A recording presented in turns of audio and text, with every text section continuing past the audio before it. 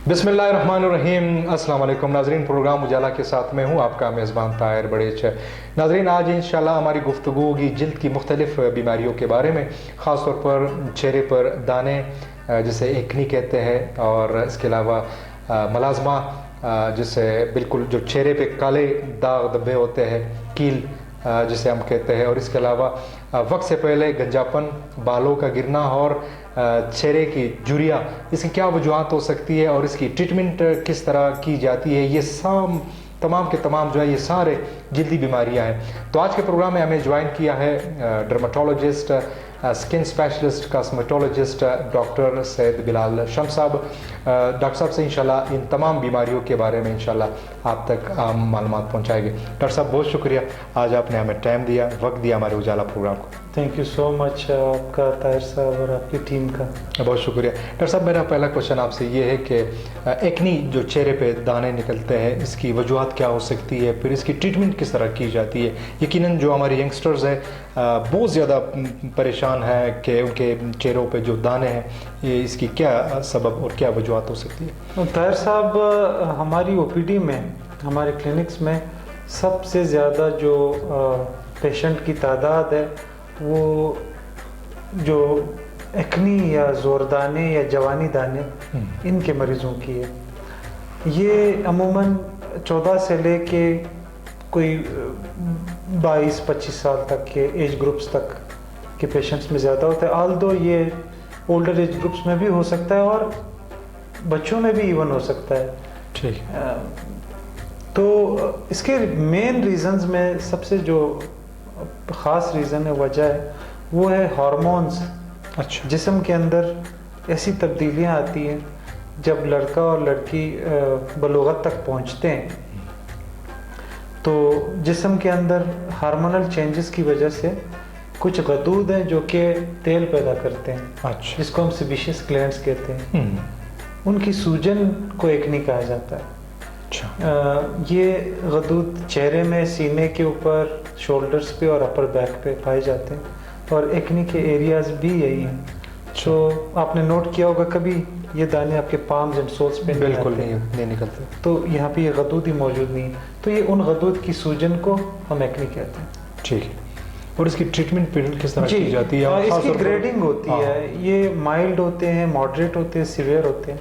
अच्छा। उस हिसाब से हम इसको ट्रीट करते हैं, यानी कि ये कम दर्जे के, थोड़ी सी ज़्यादा शिद्दत के, कभी बहुत ज़्यादा शदीद नोयत के दाने जो कि दाग छोड़ें या जिसमें खड़े बने, तो उस हिसाब से हम ट्रीट करते हैं। ये ट्रीटेबल है। इसके अंदर ट्रीटमेंट के अंदर हम लगाने वाली दवाइयाँ, खाने वाली दवाइयाँ और कुछ मशीनों का भी इसमें हाथ है आजकल। ये सारा ट्रीटमेंट ठीक है, किया जाता है जी। सही।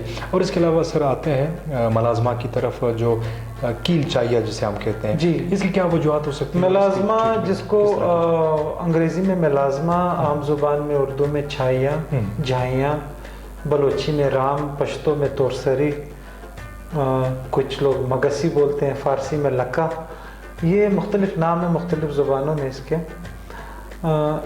बेसिकली ये जेनेटिकली डिटरमिन्ड कंडीशन है, और ये टाइप 4 स्किन में रंग के हिसाब से, रंगत के हिसाब से जिल्द की 6 किस्में हैं। टाइप 1, 2, 3, 4, 5, 6। टाइप 1 जो बिल्कुल सबसे गोरे लोग हैं, ये स्कैंडिनेवियंस, ये अंग्रेज़, ये लोग। टाइप 2 में टर्किश, स्पेनिश लोग, कुछ ईरानियंस। टाइप 3 में कुछ हमारे यहाँ के लोग, और टाइप 4 में थोड़ी सा स्किन को डार्क कह लें तो जैसे थाई लोग, हाँ, या फिर इंडियन सब कॉन्टिनेंट के अक्सर। टाइप 5 और 6 मज़ीद डार्कर, 6 तो फिर नेग्रोज हैं। तो टाइप 4 स्किन में ये कंडीशन ज़्यादा कॉमन है, और ये अमूमन 24 साल के अराउंड ज़िंदगी में नमूदार होता है। हमारे पास लोग आते हैं, डॉक्टर साहब पहले मेरा चेहरा बिल्कुल साफ था, अब कुछ अरसे से ये ऐसे है। तो ये 24 साल की एज में औसतन नमूदार होता है।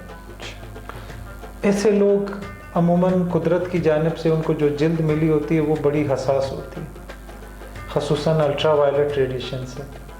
जो धूप के अंदर कुछ शुआएं, उससे बहाना मांगती है छाइयाँ आना, तो हम ऐसे मरीज़ों को कहते हैं कि आप कुछ हिदायत पे अमल करेंगे तो छाइयाँ बेहतर होंगी। इसके अलावा छाइयों की वजूहात थायराइड की बीमारी, खून की कमी, और मैंने पहले अर्ज़ किया जेनेटिकली डिटरमिन्ड है, कभी प्रेगनेंसी और बच्चे रोकने की जो दवाइयाँ हैं, ओरल कंट्रासेप्टिव पिल्स और हार्मोनल चेंजेस, ये वजूहात में से। ठीक है, तो इसकी ट्रीटमेंट डॉक्टर साहब मेडिसिन में की जाती है या ये जो मेरे सामने और बिल्कुल ये मेरे पीछे मशीनें लगी हुई, जो जदीद मशीनें हैं, लोगों को शायद बहुत कम लोगों को इल्म होगा कि आजकल जो है इस तरह जदीद मशीनें आई है जिससे ये जो मुलाजमा है उसकी इलाज में। दुरुस्त ताहिर साहब, मुलाजमा जो है वो कंट्रोलेबल है, यानी कि कंट्रोल हो सकता है, लेकिन अब तक इसको बिल्कुल ख़त्म करने वाला ट्रीटमेंट दुनिया में नहीं आया। अच्छा। कंट्रोल करने के लिए कुछ लोगों का मिलाजमा जो है वो बहुत माइल्ड होता है, कुछ लोगों का बहुत सीवियर होता है। तो जब मिलाजमा दवाइयों से या क्रीमों से कंट्रोल ना हो तो फिर हम उसमें लेज़र्स का इस्तेमाल करते हैं।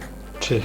पहले उसमें क्यू-स्विच लेज़र्स इस्तेमाल होते थे। आजकल जो दुनिया में सबसे एडवांस टेक्नोलॉजी है वो है पिको-वे लेज़र के सामने। ये कंडेला लेज़र्स का वो है, कंडेला एक ब्रांड है दुनिया में, जैसे गाड़ियों में ब्रांड्स होते हैं, जो सबसे फेमस ब्रांड है रोल्स रॉयस। कंडेला को कहते हैं रोल्स रॉयस ऑफ लेज़र्स। सो ये पाकिस्तान में 4 है और लकीली कोयटा में स्किन सेंटर में ये अवेलेबल है। ये आप पे मौजूद है। इससे रेजिस्टेंट मिलाजमा भी कंट्रोल में आ जाता है। ठीक है सर, अगले क्वेश्चन की तरफ आता हूँ। ख़ास तौर पर ये वक्त से पहले बालों का गिरना और गंजापन, इसकी क्या वजूहत हो सकती है, फिर इसकी ट्रीटमेंट किस तरह की जाती है? जी दुरुस्त। सबसे पहले तो ये बात कि वक्त से पहले बालों का सफ़ेद होने की अपनी बात नहीं गिरना वक्त से पहले, खास तौर पर जवानों के जो गंजा वक्त से पहले गंजे हो जाते हैं। जी गंजे हो, और ख़वातीन बहुत कम, हमने तो देखी नहीं बहरहाल ख़वातीन जो है वो ना होने के बराबर जो है वो। जी बिल्कुल सवाल है आपका। गंजा होना मेन रीज़न, गंजे होने के कई रीज़न्स हैं, मोर देन 100 काजेज़ हैं।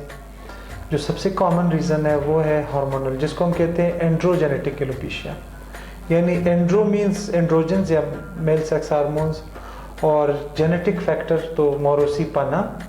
सो ये मौरूसी है और इसमें हार्मोन्स का बड़ा रोल है। अच्छा। मर्दों में जो ख़ास अज़ा हैं जिसको आप टेस्टिस कह लें, इसके अंदर एक हार्मोन बनता है टेस्टोस्टेरोन। टेस्टोस्टेरोन जिल्द जिस्म के जो बाकी हिस्से उन पे बाल बढ़ाता है, सर के ऊपर कम करता है। अच्छा।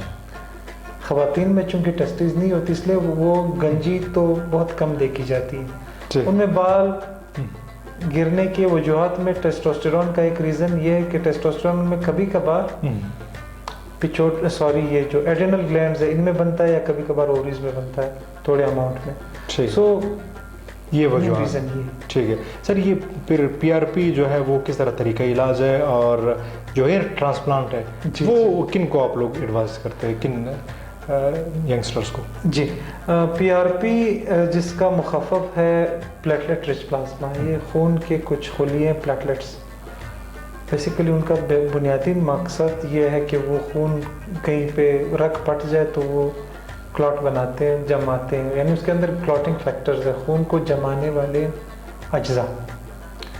बाद में साइंस को पता चला कि इसके अंदर ग्रोथ फैक्टर्स भी हैं, यानी कि हेयर को, बालों को की नशोनुमा करने वाले अनासिर इसके अंदर मौजूद है।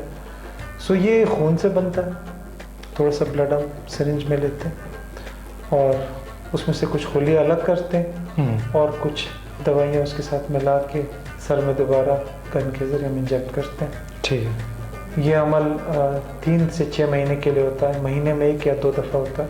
ठीक है। पीआरपी हेयर ट्रांसप्लांट से पहले भी हो सकता है, उसके बाद भी हो सकता है। सही। ट्रांसप्लांट हम अमूमन उन लोगों में करते हैं जिनके बिल्कुल बालों की जड़ ही मौजूद ना हो। अच्छा। मैं मिसाल देता हूँ, पीआरपी की मिसाल यूँ है कि जैसे आप खाद देते हैं ना पौधों, जी, कोई दरख्त जिंदा होगी, उसके जड़ होंगे तो खाद फायदा देगी। अब जहाँ पे दरख्त का वजूद ही नहीं हो फिर हम वहाँ ट्रांसप्लांट करते हैं। ठीक, यानी पैबंदकारी करते हैं, कहीं और से बाल लाते हैं और वहाँ पे लगाते हैं। ठीक है। डॉक्टर साहब, मेरा आखिरी क्वेश्चन आपसे ये है, चेहरे पर झुर्रियाँ ख़ास तौर पर यंगस्टर में भी बहुत ज़्यादा देखा गया है। जी। इसकी क्या वजूहत हो सकती है, क्या इसका भी इलाज मुमकिन है? जी बिल्कुल।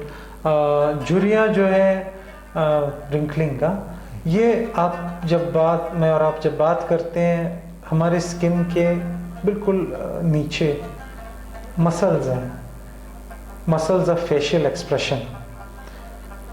जब हम हंसते हैं, हम बात करते हैं, तो ये मसल्स हमारे मूव होते हैं जी। ये हिलते हैं, ये टाइट होते हैं और रिलैक्स होते हैं। इनकी बहुत ज़्यादा कॉन्ट्रैक्चर, यानी कि ये एक अगर कहीं एक लकीर पकड़ लें, ये टाइट हो जाए तो वहाँ झुर्री आ जाती है। बेसिकली कुछ लोगों में वक्त से पहले आ जाती है, ये जेनेटिकली डिटरमिन्ड भी है। अच्छा। यानी कुछ लोगों में एजिंग प्रोसेस जल्दी आ जाता है और कुछ लोगों में टाइम के साथ आता है। सन एक्सपोजर, अमूमन ये जो दहकान किसान है, आपने नोट किया होगा, जी जी, किसान बेचारे वो सारा दिन धूप में यूं ऐसे यानी ये एक्सप्रेशन करते हैं, ऊपर तो उनमें ये मसल्स की मूवमेंट ज़्यादा होती है, तो मसल कंट्रैक्चर जल्दी बन जाता है, कंट्रैक्शन। तो उसी उम्र के लोग जो दफ्तरों में होते हैं, जिनका सन एक्सपोजर नहीं होता, जो सन ग्लासेस लगाते हैं, वो उनके चेहरे पे झुर्रियाँ कम होती है उस किसान के मुकाबले में। ठीक। तो सन एक्सपोजर एक बहुत बड़ा फैक्टर है। बेशक। और ट्रीटमेंट, इलाज? जी बिल्कुल, इसका बहुत अच्छा इलाज मौजूद है। हम उसको कहते हैं बोटॉक्स, बोटुलिनम टॉक्सिन। ये 4 से 6 महीने के लिए काम करता है। हाल तो थोड़ी सी प्राइस ज़्यादा है, लेकिन अवेलेबल है। जो लोग जवान रहना चाहें, अच्छा, वो बिल्कुल लगा उनके लिए अच्छी खबर। डॉक्टर साहब, थैंक यू सो मच, बहुत शुक्रिया। बहुत शुक्रिया, आज आपने हमें वक्त दिया, हमारे उजाला आपने चैनल हमें बुलाया और आपने आवाम के साथ हमें आमना सामना ना रखे। बड़ी मेहरबानी, थैंक यू सो मच। जी नाजरीन, आज के प्रोग्राम में हमारे साथ सैयद बिलाल शम्स साहब तशरीफ़ फरमा है और इन्होंने स्किन के हवाले से आप सबको बेहतरीन मशवरे दिए और उनकी वजूहात के बारे में भी आप सबको अवेयर किया। तो इस उम्मीद के साथ कि आज का प्रोग्राम आप सबको पसंद आया होगा। इंशाल्लाह किसी और प्रोग्राम में किसी और गेस्ट के साथ दोबारा खिदमत में हाजिर होंगे। तब तक अपने मेज़बान ताहिर बड़िश को प्रोग्राम उजाला से इजाज़त दीजिए। अल्लाह निगहबान।